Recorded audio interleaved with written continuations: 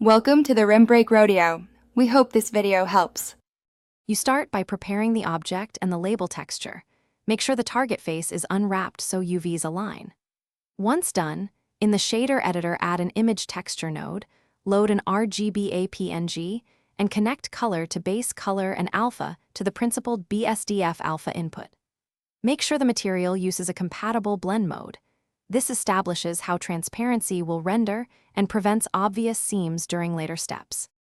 Next, you refine the shader and render settings so the transparency behaves correctly. If using Eevee, set the material to alpha blend or alpha hash depending on edges. For cycles, transparent BSDF works reliably. Use a transparent BSDF mixed with principled via the texture alpha and add a light path node if you need different visibility in shadows. Also, set shadow mode to none or alpha clip to avoid black shadows on transparent areas. Finally, you place the label, bake supporting maps, and verify render results. Align UVs on the mesh, scale the image so pixels map correctly, and bake normals or roughness if the label must match surface detail.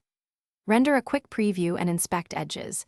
If you see dark fringes or incorrect opacity, switch the image texture color space to non-color for maps and keep sRGB only for color. If problems persist, refresh image and reassign alpha connections. Thanks for watching. Consider subscribing if we helped you.